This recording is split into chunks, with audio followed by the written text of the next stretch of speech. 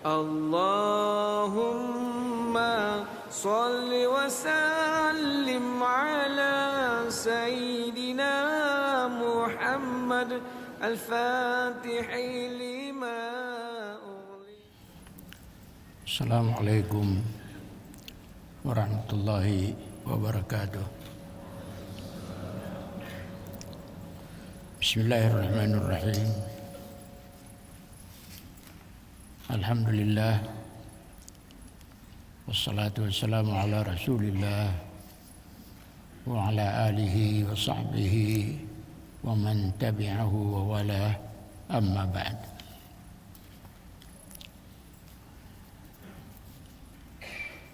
Yang mulia lagi saya hormati Pesuruh Jaya Polis Datuk Paduka Sri Haji Muhammad Irwan bin Haji Hambali, Yang mulia Timbalan Pesuruh Jaya Polis Datuk Sri Pahlawan Sulaiman bin Ali Din, Yang amat mulia Penolong Kanan Pesuruh Jaya Polis Pangeran Anak Haji Muhammad Saifullah bin Pangeran Indra Setia Sahibul Karib Pangeran Anak Haji Idris, Yang mulia pegawai-pegawai kanan, pegawai-pegawai jemputan, pegawai-pegawai dan anggota pasukan polis di Raja Brunei sekalian.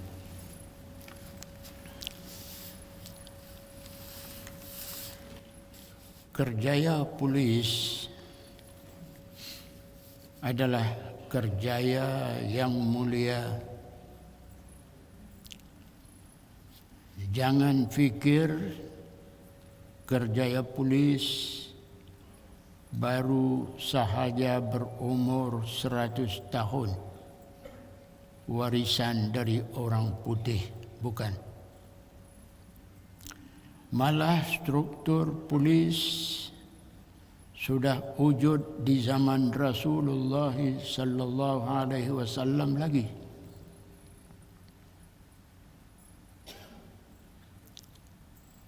Maka karena itu struktur polis mesti wujud diadakan atas dasar Islam, bukan sebagai kesinambungan dari dasar ciptaan mana-mana pihak.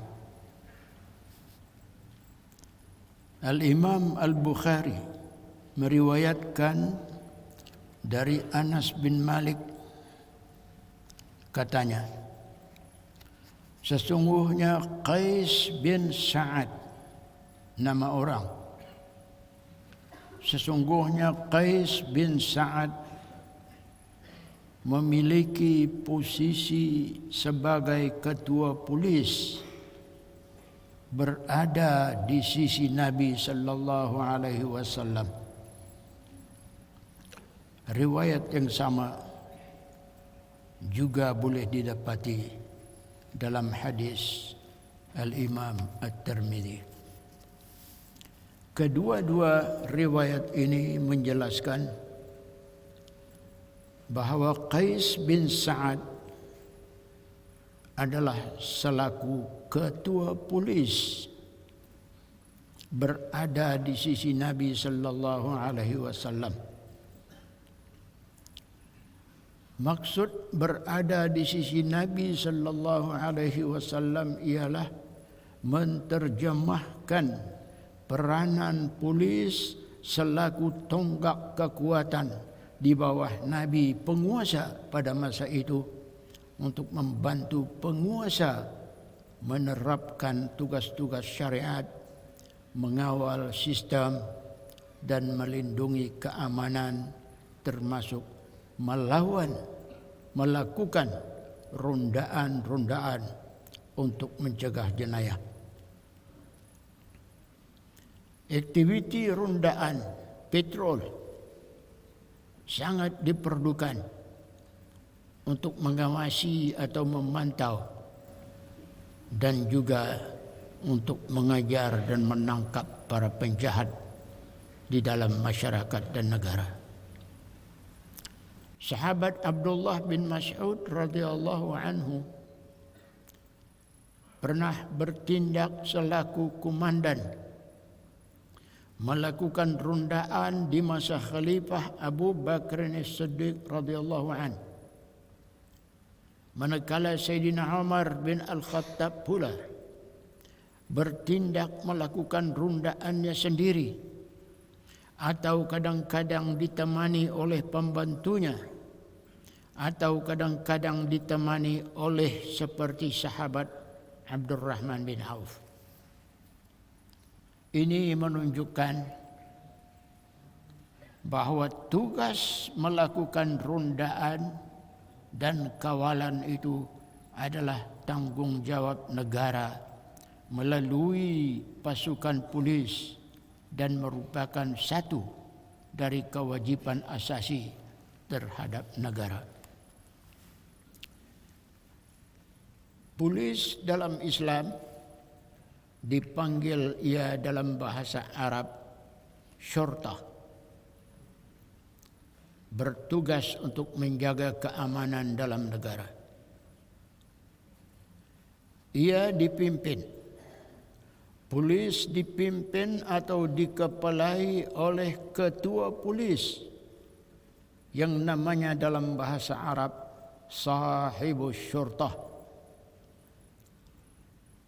Tugas utama polis ialah untuk menjaga keamanan dalam negeri, dan selain itu untuk menjaga sistem dan berada di bawah otoriti penguasa atau ketua kerajaan. Mereka yakni polis akan melaksanakan apa sahaja yang diperlukan oleh penguasa atau ketua kerajaan selaku pelaksana hukum syariat, menjaga sistem, melakukan patrol termasuk rundaan pada malam hari, mengintai pencuri, mencari pelaku kriminal dan orang yang dikhawatiri kejahatannya. Ini tugas polis. Perkara ini boleh dirujuk dalam kitab Arab Ajhizah Daulah Al-Khilafah. Orang yang dikehendaki untuk menjadi ketua polis, sahibus syurtah, menurut Ibnu Abi Rabi' dalam bukunya Suluk Al-Malik fi Tadbiril Mamalik, ialah orangnya penyabar. Ketua polis itu menurut ulama ini orangnya penyabar, tidak banyak cakap, pemikir, berwibawa, tegas, cerdas, dan hidupnya bersih. Demikian sedikit mengenai institusi polis. Memang kerjaya polis amatlah susah. Macam-macam mahu dijaga dan dihadapi. Misalnya, keamanan mungkin terganggu apabila berlaku pertelingkahan dalam agama. Ramai orang lari dari agama, menjadikan huru-hara dalam masyarakat. Atau terjadi bogat. Bogat artinya aktiviti curang melawan kerajaan, merusuh, merosakkan harta benda awam, dan lain-lain. Ini semua adalah cabaran getir, cabaran yang pahit bagi pasukan polis. Jadi Apa yang perlu dibuat oleh mereka itu?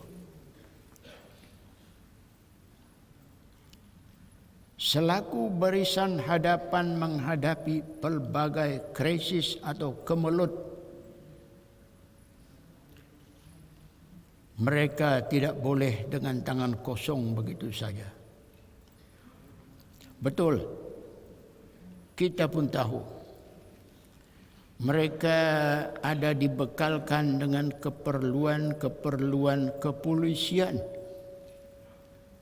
berupa kenderaan khusus, perisai, alat gari, belantan dan senjata api. Tetapi selaku polis Islam, ini semua belum memadai. Di samping alat-alat biasa itu, ada satu lagi alat yang paling asasi, yaitu alat yang disediakan oleh Allah Subhanahu wa taala sendiri untuk dipakai siang dan malam dalam masa bertugas atau bukan dalam masa bertugas. Alat ini disuruh terus-menerus untuk memakainya sebagai alat keselamatan dan perlindungan. Alat tersebut namanya tahsinat uluhiyah dan tahsinat nabawiyah. Apa arti tahsinat uluhiyah dan tahsinat nabawiyah? Artinya ialah tahsinat uluhiyah, yaitu artinya kubu perlindungan ketuhanan, dan tahsinat nabawiyah artinya ialah kubu perlindungan kenabian. Berupa apa? Berupa doa-doa daripada Nabi sallallahu alaihi wasallam. Sementara tahsinat uluhiyah tadi, yaitu kubu perlindungan ketuhanan, ialah berupa ayat-ayat suci Al-Quran, berupa zikir-zikir kepada Allah Subhanahu wa taala. Ini adalah khazanah. Ini adalah khazanah. Khazanah yang hanya untuk orang Islam sahaja. Tidak bagi orang-orang lain di luar Islam. Jadi ternyata di sini polis Islam adalah lebih beruntung dari polis bukan Islam, polis orang lain. Namun keberuntungan itu masih sahaja tertakluk kepada sama ada kita tahu atau kenal dan sekaligus mahu menggunakan semua ini, menggunakan tahsinat uluhiyah dan tahsinat nabawiyah. Jika tidak, maka kita pun masih sahaja sama dengan orang lain. Nah, makanya polis kita, tentera kita perlulah tahu, perlulah kenal apa itu tahsinat uluhiyah dan tahsinat nabawiyah, kubu perlindungan ketuhanan dan kubu perlindungan kenabian, dan sekaligus kita mahu memanfaatkannya, menggunakannya. Jika ini sudah ada dalam tangan, maka polis dan tentera kita tidak ada lagi yang perlu dirisaukan. Tidak ada lagi yang patut ditakutkan. Karena di dalam dada-dada kita, dalam dada-dada polis kita, dalam dada-dada tentera kita sudah ada alat-alat penyelamat, bila-bila masa sahaja boleh digunakan. Digunakan sebelum berlaku sebarang kesukaran maupun ketika sedang atau sudah berlaku kesukaran. Yang hebatnya, alat penyelamat kubu ketuhanan itu sangat banyak. Allah sediakan sangat banyak. Ini hebatnya. Boleh dipilih, boleh kita pilih. Mahu yang panjang atau mahu yang pendek, semuanya ada, semuanya ada. Boleh pilih mana yang kita suka, yang sesuai dengan kita. Saya ingin menganjurkan supaya mula-mula kita memilih yang pendek dan mudah dahulu. Tetapi walau ia pendek dan mudah, ianya adalah asasi dan kesannya amatlah hebat. Apakah alat yang pendek tetapi hebat itu? Apa alat yang senang digunakan yang pendek tetapi hebat itu apa? Jawabnya ialah bacaan yang tidak asing lagi dianjurkan oleh Nabi sallallahu alaihi wasallam ialah Bismillahirrahmanirrahim. Bismillah ini kalau kita hendak tahu adalah satu ayat yang besar, ayat yang agung, bukan jalang-jalang agung. Menurut hadis Nabi sallallahu alaihi wasallam yang bermaksud, apabila turun ayat Bismillahirrahmanirrahim, maka bergembiralah sekalian malaikat di langit. Arasy Allah Ta'ala bergoncang. Sekalian makhluk jin tersungkur. Turun mengiringkan ayat ini ialah 1000 malaikat.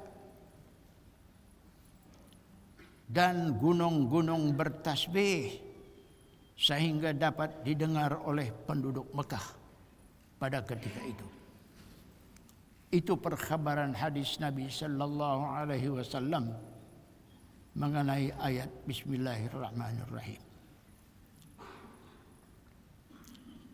Salah sebuah hadis Nabi riwayat Ibnu Abbas radhiyallahu anhuma, Nabi sallallahu alaihi wasallam bersabda, "Man qala bismillahirrahmanirrahim wala haula wala quwwata illa billahil aliyyil azim sarrafallahu anhu 70 baban min anwa'il balaya."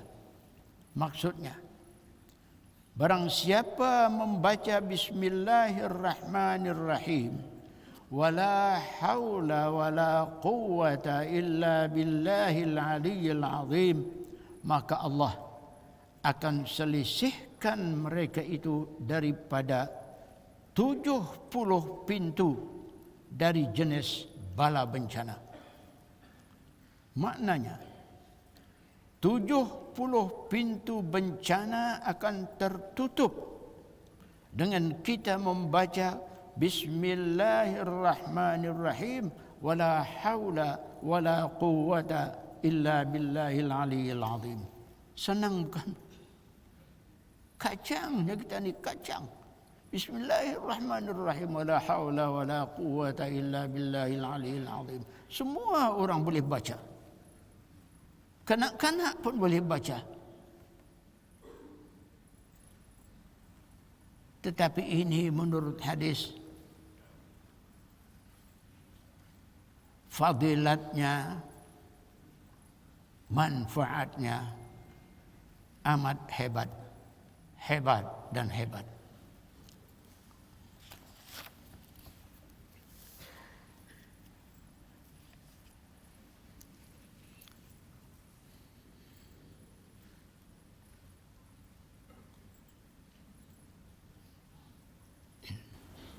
Saya ingin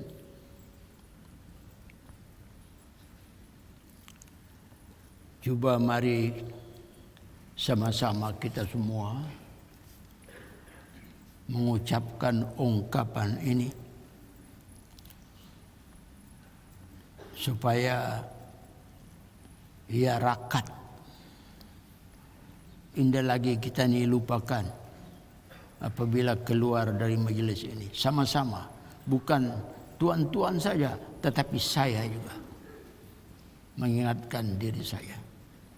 Mari sama-sama coba kita ramai-ramai mengambil berkat mengucapkan ungkapan ini.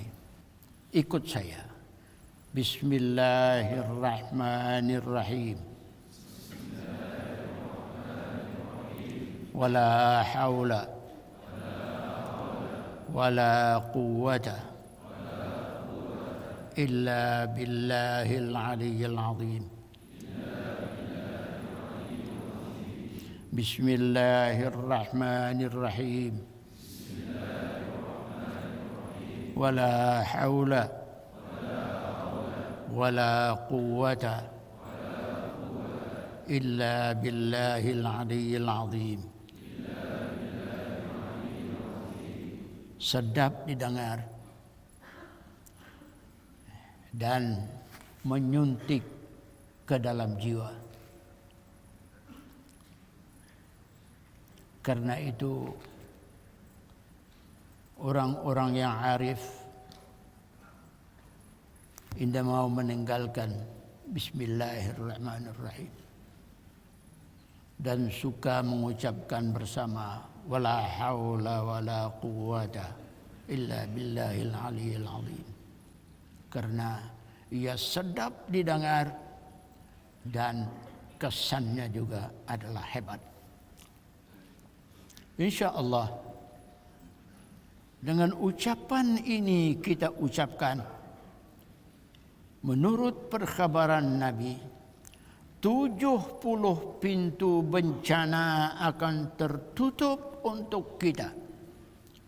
70 pintu bencana bukan sedikit, saudara. Banyak.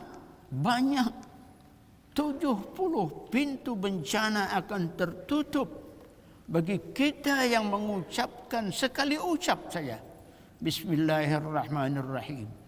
Wala haula wala quwwata illa billahil aliyyil azim. Bencana apa yang kita mau tertutup?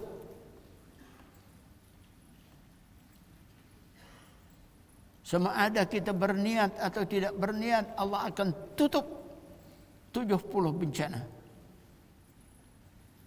Dan bagi orang yang mau berniat, apa yang ia mau bencana tertutup daripadanya, boleh saja.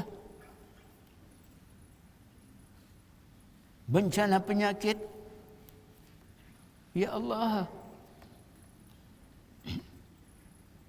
aku berniat membaca Bismillahirrahmanirrahim. Wala haula wala quwwata illa billahil aliyyil azim. Wabak tahun terhindar dari saya. Apalagi, ya Allah, mohon aku mengucapkan ungkapan ini Bismillahirrahmanirrahim. Wala haula wala quwwata illa billahil aliyyil azim. Mohon tutup pintu fitnah daripada saya. Sedap bukan? InsyaAllah Allah tunaikan. 70 pintu boleh mohon tertutup daripada kita. ditutup oleh Allah Subhanahu wa taala dengan berkat menyebut atau membaca Bismillahirrahmanirrahim. Wala haula wala quwwata illa billahil aliyil azim. Itu cantiknya Islam.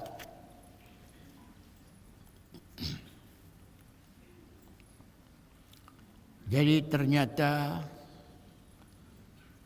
kalau kita betul percaya kepada Islam, kepada hadis Nabi sallallahu alaihi wasallam, ternyata ungkapan Bismillahirrahmanirrahim wala haula wala quwwata illa billahil aliyil azim adalah perisai atau pagar atau kubu kebal untuk melindungi kita dari 70 macam bencana. Allahu Akbar. Mengapa kita tidak tersuntik untuk mengamalkannya?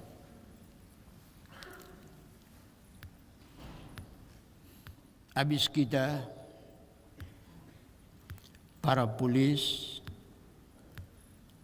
lebih lagi memerlukan perkara ini. Karena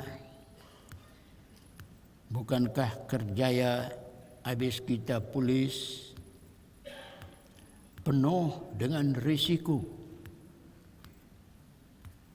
Habis kita berada paling hadapan untuk memastikan keselamatan, untuk mengawal sistem, untuk melindungi keamanan, untuk melakukan rondaan mencegah jenayah.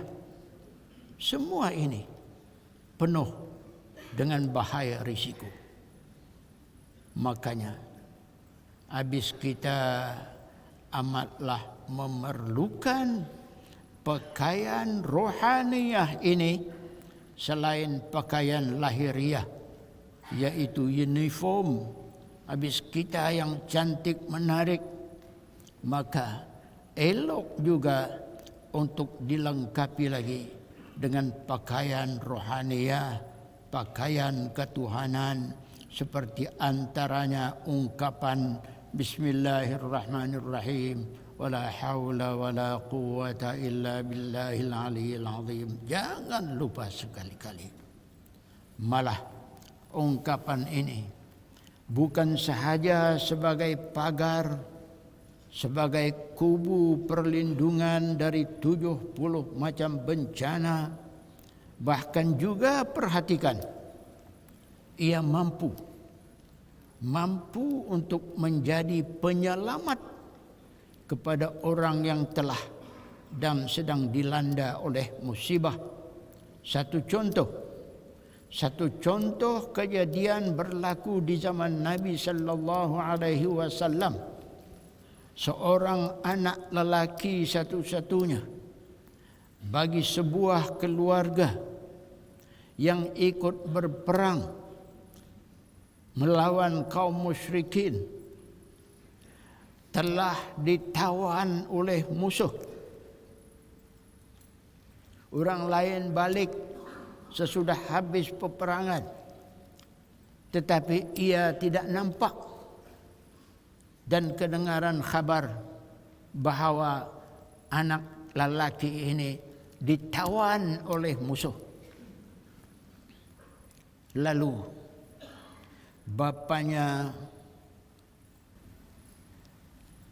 berjumpa Nabi sallallahu alaihi wasallam mengadu,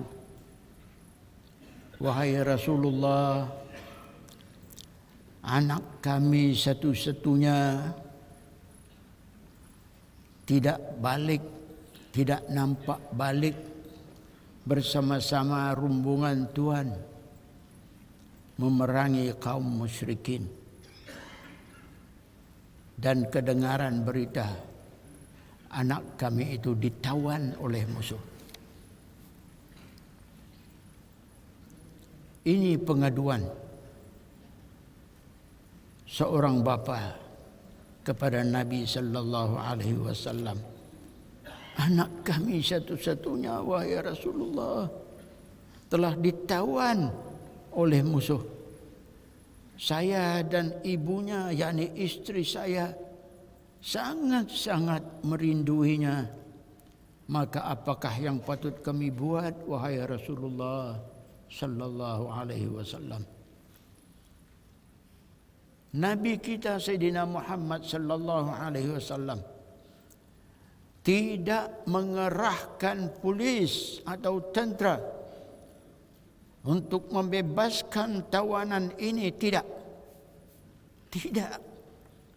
Tetapi baginda cuma berkata kepada bapa yang mengadu, memberi arahan, maksudnya bertakwalah kamu kepada Allah dan ajak istrimu bersama-sama membanyakkan ucapan Bismillahirrahmanirrahim, wala haula wala quwwata illa billahil aliyyil azim. Kamu bertakwa dan ucapkan banyak-banyak Bismillahirrahmanirrahim, wala haula wala quwwata illa billahil aliyyil azim.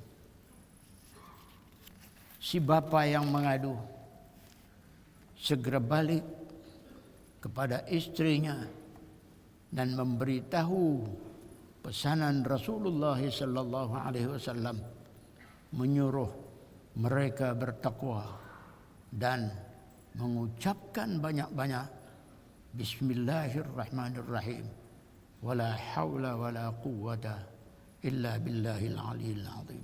Sahabat pada ketika itu, apa yang diperintahkan oleh Nabi pasti mereka buat, tidak boleh tidak. Diringkaskan riwayat, pada suatu malam kedengaran orang mengetuk pintu. Lalu bapa ini pun membuka pintu dan amat terkejut mendapati yang di luar pintu itu ialah anaknya yang ditawan.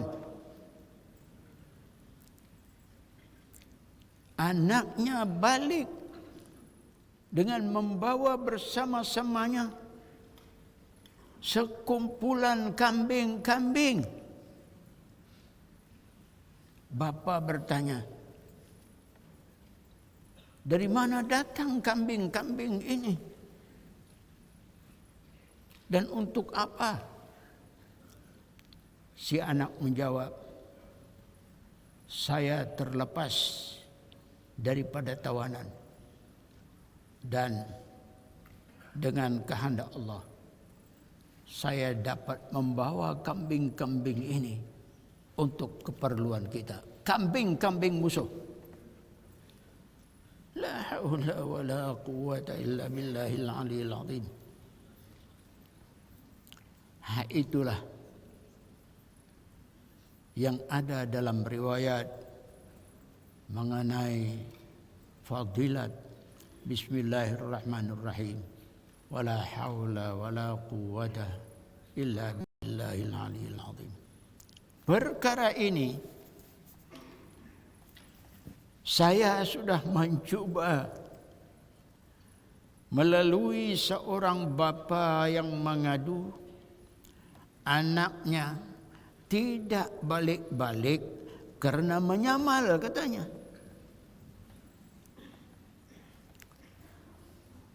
Seorang bapa pernah datang kepada saya mengadu bahwa anaknya tidak balik-balik karena menyamal, katanya. Maka saya lantas teringat kepada riwayat hadis ini.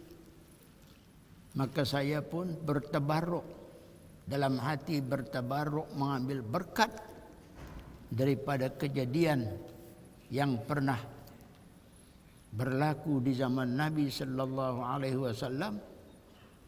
Saya ikut bulat-bulat arahan Nabi sallallahu alaihi wasallam. Saya tolong bertakwa kepada Allah Subhanahu wa taala. Dan habis kita bawa istri baca banyak-banyak bismillahirrahmanirrahim wala haula wala quwwata illa billahil aliyil azim. Jadi si bapa nampaknya yakin menerima. Dia buatlah. Itulah dia buat.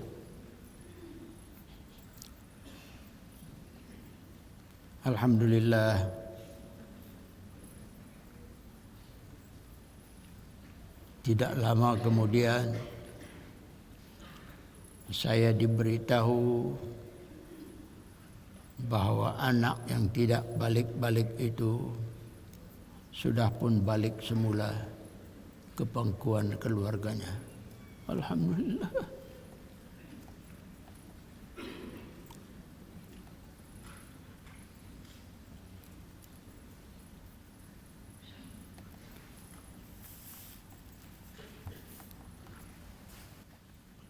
Di akhir-akhir ini dalam akhbar dan media elektronik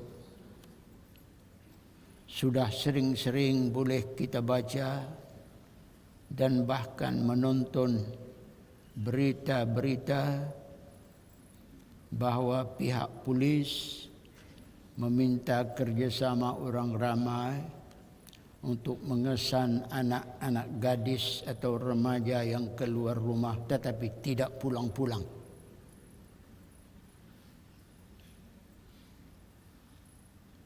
Saya mempunyai keratan-keratan akhbar mengenai peristiwa ini.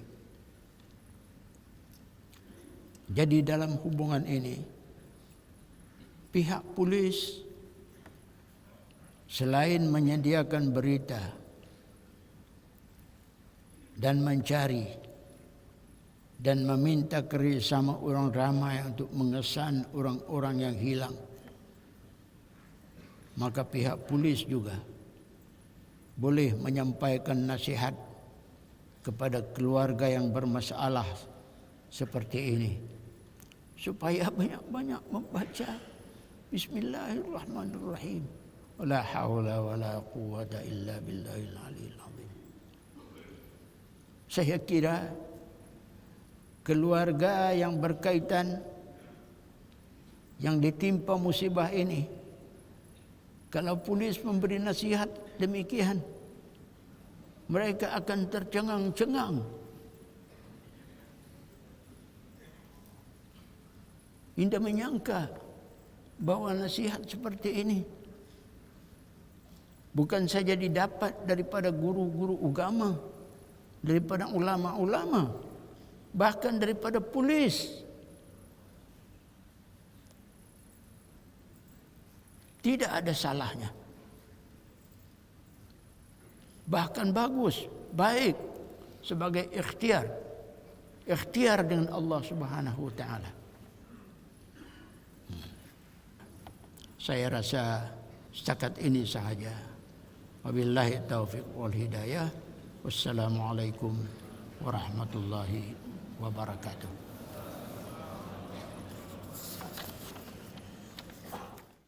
Allahumma salli wa sallim ala sayyidina Muhammad al-Fatihi lima ughliqa wal khatim lima sabaqa nasiril haqqi bil haqqi wal